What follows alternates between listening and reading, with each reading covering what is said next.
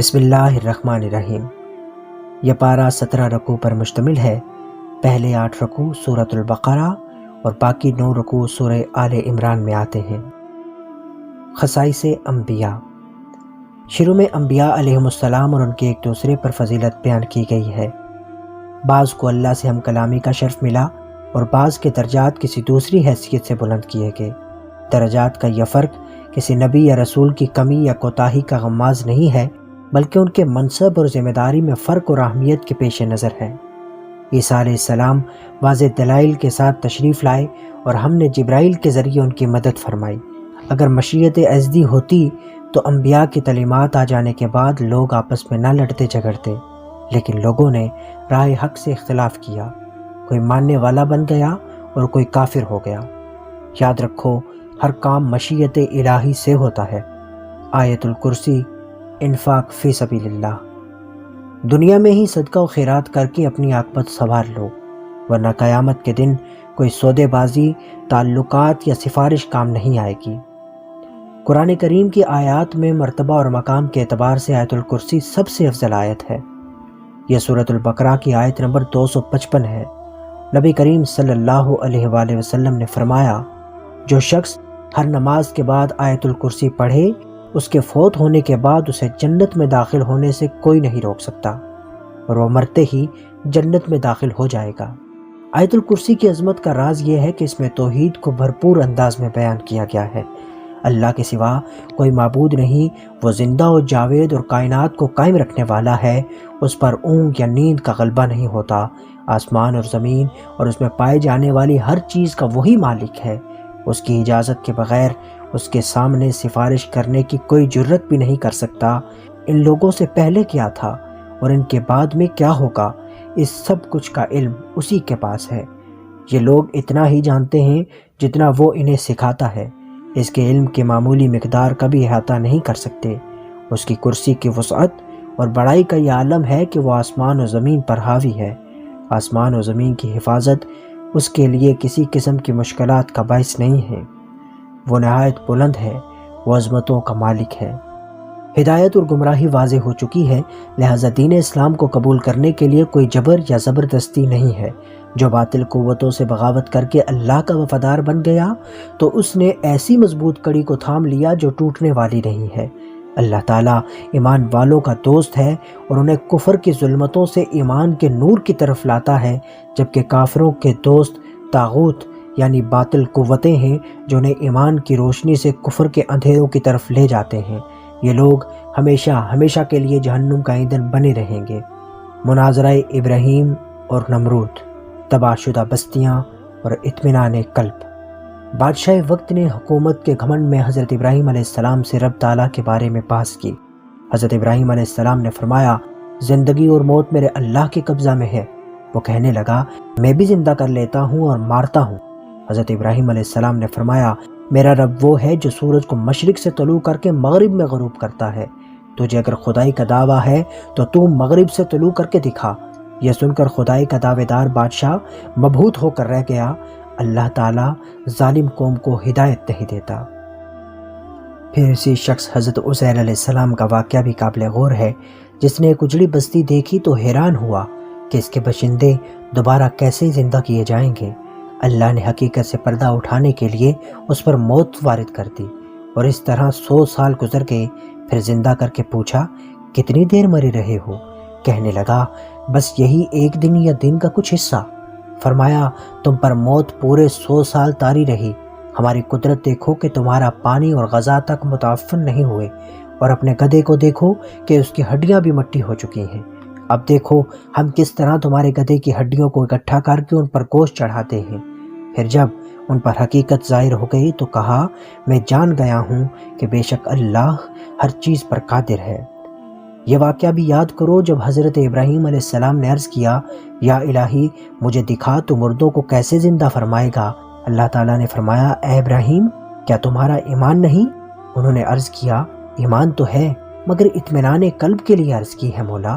فرمایا گیا، 4 پرندے لے، انہیں مانوس کر، پھر ان کو ذبح کر کے ان کے ٹکڑے الگ الگ پہاڑوں پر رکھ دے اور ان کو بلا، پھر دیکھ کس طرح تیرے پاس دوڑتے آتے ہیں۔ یاد رکھو اللہ تعالیٰ غالب اور حکمت والا ہے۔ اخلاص اور ریاکاری کے خرچ میں فرق۔ صدقہ و خیرات کے حوالے سے آیت نمبر 261 سے 267 تک 4 مثالیں بیان کی گئی ہیں۔ 2 مثالیں اخلاص کی اور 2 مثالیں ریاکاری کی ہیں۔ اخلاص کے ساتھ اللہ کے نام پر مال خرچ کرنے کی مثال ایسے ہی ہے جیسے زمین میں ایک بیج ڈال کر سینکڑوں دانے حاصل کر لینا، اور ریاکار کا صدقہ ایسا ہے جیسے چٹان پر غلہ اگانے کی ناکام کوشش۔ اچھی بات کہنا اور درگزر کر دینا ایسی مالی امداد سے بہتر ہے جس میں ریاکاری اور احسان جتلانے کا عنصر شامل ہو۔ اللہ کے لیے صدقہ و خیرات کی دوسری مثال زرخیز خطہ زمین میں باغ لگانے کی ہے، جو سال میں 2 مرتبہ پھل دیتا ہو، اور دکھاوے کے طور پر خیرات کرنے کی مثال اس شخص کی ہے جو اپنی جوانی میں محنت کر کے بہترین باغ اور فصل اگائے، مگر اس کے بڑھاپے میں جب وہ محنت کے قابل نہ رہے، وہ اور اس کے چھوٹے چھوٹے بچے غلہ اور پھلوں کے محتاج ہو، تو یہ باغ کسی نگہبانی آفت سے تباہ ہو کر رہ جائے۔ اسی طرح ریاکار کا اجر و ثواب آخرت میں تباہ ہو جاتا ہے اور اسے کچھ نہیں ملتا۔ اللہ کی راہ میں کیسے خرچ کریں؟ ایمان والو، اپنی تجارت اور زمینی پیداوار میں سے اللہ کی راہ میں خرچ کرو، اور جو ردی مال تم خود لینے کو تیار نہیں ہو وہ راہ خدا میں دینے کی جسارت نہ کرو۔ شیطان تمہیں راہ حق میں خرچ کرتے وقت افلاس سے ڈراتا ہے اور پھر بے حیائی کے کاموں میں خرچ کرنے کی ترغیب دیتا ہے، جبکہ اللہ تعالیٰ گناہ معاف کرنے اور زیادہ دینے کا وعدہ فرماتا ہے۔ اس کے خزانوں میں کوئی کمی نہیں، اور حقیقی نفع و نقصان کی سمجھ اس کی بہت بڑی عنایت ہے۔ جسے یہ نصیب ہوئی اس نے بڑی خیر پا لی۔ یاد رکھو، تم جو کچھ خرچ کرو گے یا نظر مانو گے وہ اللہ کے علم سے باہر نہیں۔ حسب موقع جس طرح چاہو اللہ کی راہ میں خرچ کرو، چاہے لوگوں کے سامنے دو یا چاہے چھپا کر دو، کیونکہ اصل چیز نیت کی درستی اور اخلاص عمل ہے۔ پیغمبر کا کام صرف راہ دکھانا ہے۔ لوگ ہدایت قبول کر لیں تو ان کا اپنا فائدہ ہے، اگر کفر کی روش ترک نہ کریں تو پیغمبر پر کوئی ذمہ داری نہیں۔ راہ حق میں خرچ کرنا تمہارے اپنے ہی فائدے میں ہے۔ اللہ کی خوشنودی میں خرچ کرو گے تو پورا اجر پاؤ گے۔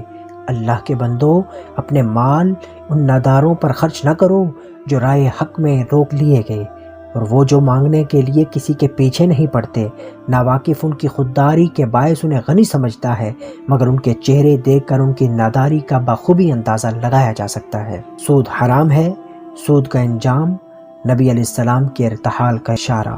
دن رات کھلے چھپے خرچ کرنے والے اللہ کے ہاں بڑے اجر کے مستحق ہیں، مگر سودی کاروبار کرنے والے اللہ جل شانہ کی گرفت سے نہ بچ سکیں گے۔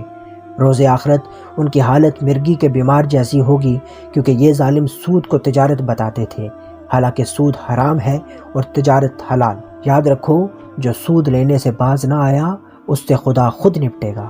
ایمان والو، نیک کردار، نماز ادا کرنے والے، زکوٰۃ دینے والے خوف اور غم سے آزاد ہوں گے۔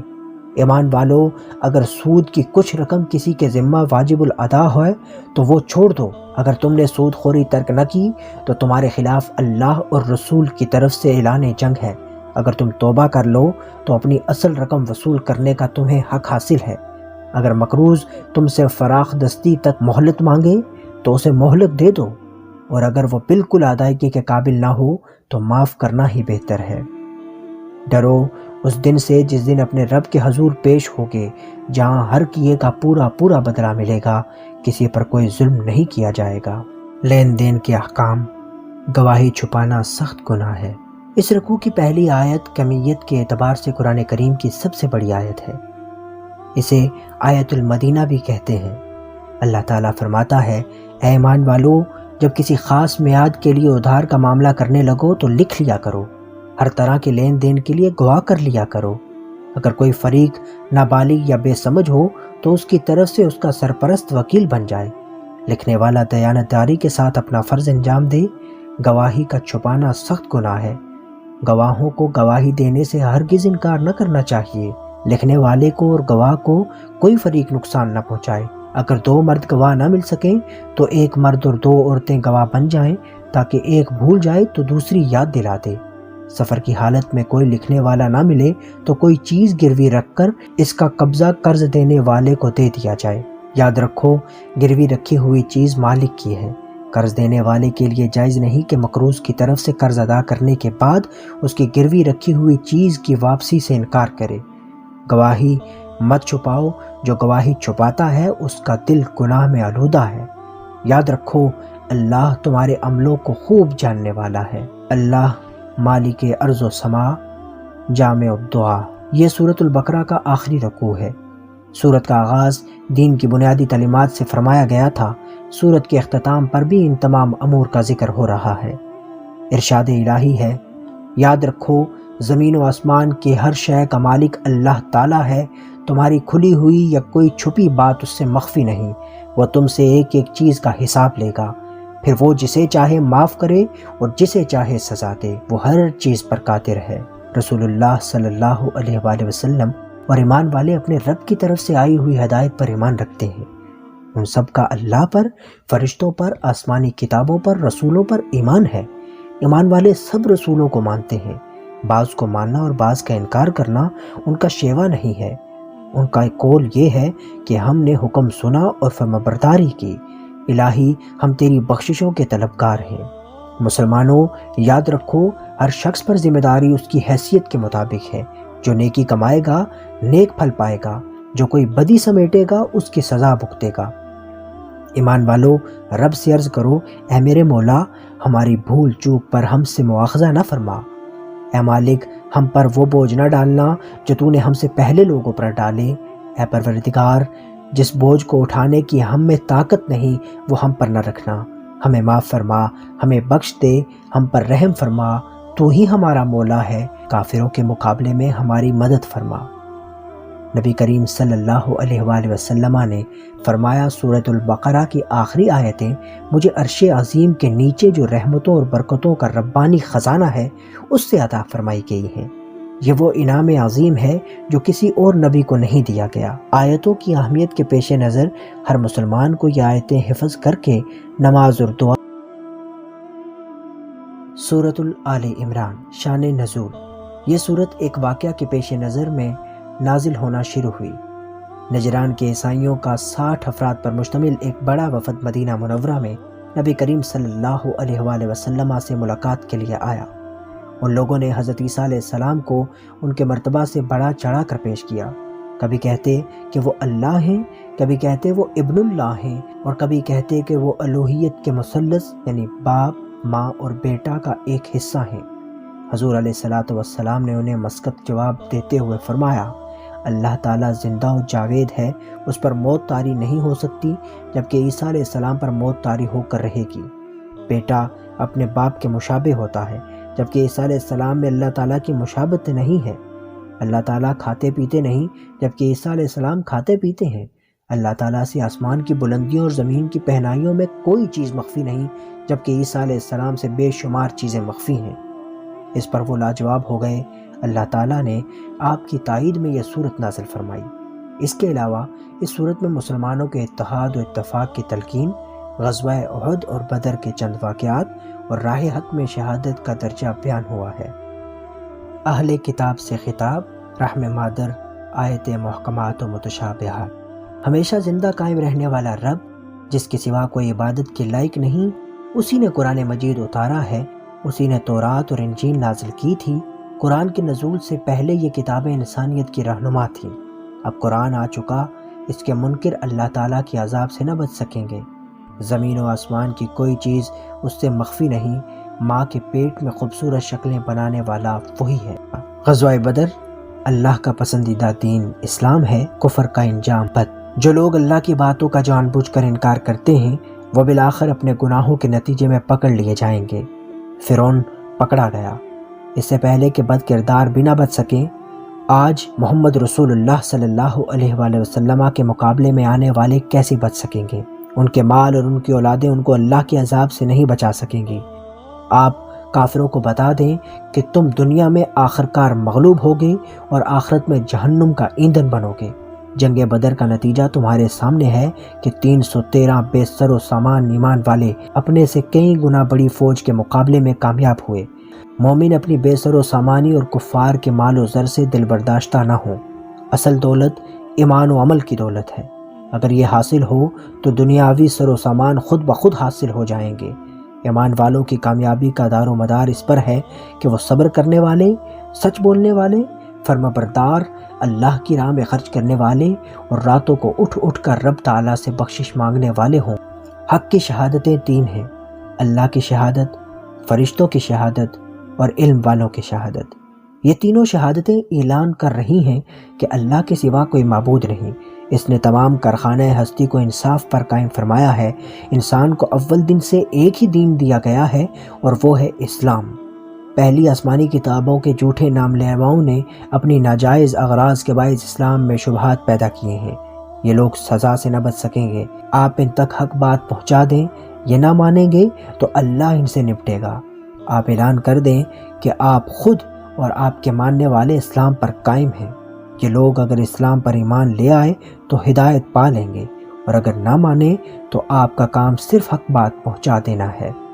علماء یہود کی روش، کفار سے دوستی کی ممانت۔ بلا شبہ اللہ کی آیات کے منکر، رسول اور اولیاء اللہ کے قاتل دردناک عذاب کے مستحق ہیں۔ یہ لوگ دنیا اور آخرت میں دونوں جگہ بے یار و مددگار رہیں گے۔ یہودی جس کتاب کو کتاب الہی مانتے تھے، اس پر عمل کے مدعی تھے، جب انہیں اسی کتاب پر عمل کرنے کی دعوت دی گئی تو صاف پھر گئے، کیونکہ اللہ کے احکام پر عمل کرنا ان کی نفسانی خواہشوں کے خلاف تھا۔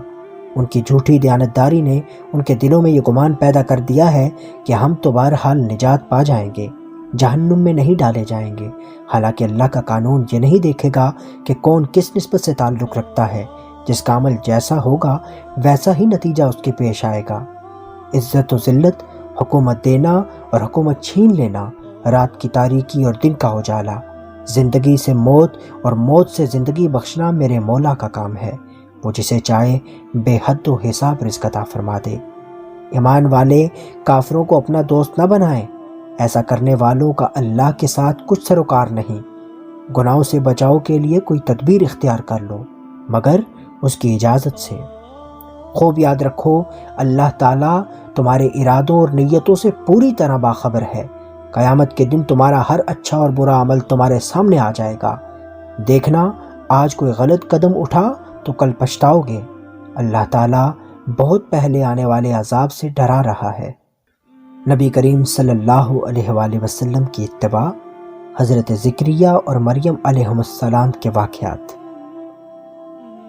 اللہ کریم نے اپنے رسول امین صلی اللہ علیہ وآلہ وسلم سے فرمایا، اے حبیب، آپ اعلان فرما دیجئے کہ اگر تم اللہ کا پیار اور اپنے گناہوں کی بخشش چاہتے ہو تو میری پیروی کرو۔ اللہ تم سے محبت کرے گا، تمہارے گناہوں کو معاف کر دے گا۔ اللہ اور رسول کی پیروی کرو، اللہ نافرمانوں کو پسند نہیں کرتا۔ اللہ تعالیٰ نے آدم، نوح، ابراہیم اور عمران کے خاندان کو منتخب فرما لیا ہے۔ یہ سب ایک دوسرے کی اولاد تھے۔ یہ واقعہ قابل ذکر ہے کہ جب عمران کی بیوی نے نظر مانی کہ جو بچہ میرے پیٹ میں ہے وہ اللہ کے لیے وقف کر دوں گی، لیکن جب بچی پیدا ہوئی تو وہ حیران اور پریشان ہوئی کہ بچی ایک لڑکے کی طرح کیسے ہو سکتی ہے۔ انہوں نے اس بچی کا نام مریم رکھا۔ اس کے لیے اللہ کی پناہ چاہی۔ اللہ تعالیٰ نے اسے بڑی ہی اچھی قبولیت کے ساتھ قبول فرما لیا اور زکریا کو اس کا نگران بنا دیا۔ جب زکریا علیہ السلام اس کے پاس حجرے میں جاتے، وہاں مریم عبادت میں مصروف ہوتی۔ وہ ان کے پاس بغیر موسم کے پھل پاتے۔ پوچھتے، مریم، یہ چیزیں تجھے کہاں سے مل گئیں؟ وہ کہتی کہ اللہ کی جانب سے۔ اللہ جسے چاہتا ہے بغیر حساب کے رزق دیتا ہے۔ زکریا علیہ السلام نے اپنے رب سے اپنے لیے بیٹے کی دعا کی۔ اللہ تعالیٰ نے زکریا کی پکار سن لی اور خوشخبری دی، تیرے بڑھاپے اور تیری بیوی کے بانجھ پن کے باوجود تجھے بیٹا ملے گا جس کا نام یحییٰ ہوگا۔ وہ پیغمبر اور نہایت ہی پارسا ہوگا۔ حضرت مریم علیہ السلام کے بطن سے عیسیٰ علیہ السلام کی پیدائش اور معجزات۔ فرشتوں نے کہا، اے مریم، اللہ تعالیٰ نے دنیا بھر کی عورتوں کے مقابلے میں تجھے منتخب کر لیا ہے، تجھے پاک باز بنایا ہے۔ تجھے خوشخبری ہو کہ تو شوہر کے بغیر عیسیٰ علیہ السلام کی ماں بنے گی۔ عیسیٰ علیہ السلام دنیا اور آخرت میں عزت والے ہوں گے۔ وہ تیری گود میں اور بڑے ہو کر یکساں باتیں کریں گے۔ مریم کہنے لگی، میں پاک دامن ہوں اور میرا کوئی خاوند نہیں ہے، میرے ہاں لڑکا کیسے پیدا ہوگا؟ اللہ تعالیٰ نے فرمایا، ہم شوہر کے بغیر اپنی قدرت کے اظہار کے لیے تجھے بیٹا عطا فرمائیں گے۔ وہ انہیں کتاب و حکمت اور تورات و انجیل سکھائے گا۔ چنانچہ بیٹا پیدا ہوا، وہ بنی اسرائیل کی طرف رسول بن کر آیا۔ حضرت مسیح علیہ السلام پھونک مارتے تو مادرزاد اندھے بینا ہو جاتے اور کوڑی تندرست ہو جاتے۔ وہ تورات کی تصدیق کرنے والے بن کر آئے۔ انہوں نے لوگوں سے فرمایا، اللہ سے ڈرو اور میرا کہا مانو، مگر لوگوں نے انکار کیا۔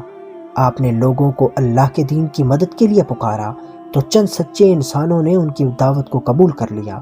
پھر ایسا ہوا کہ یہودیوں نے مسیح علیہ السلام کے خلاف سازشیں کیں، جبکہ اللہ جل شانہ کی تدبیر سب سے بہتر اور بلند تر ہے۔ حضرت عیسیٰ علیہ السلام کی پیدائش مثل آدم علیہ السلام ہے۔ مباہلہ کا چیلنج۔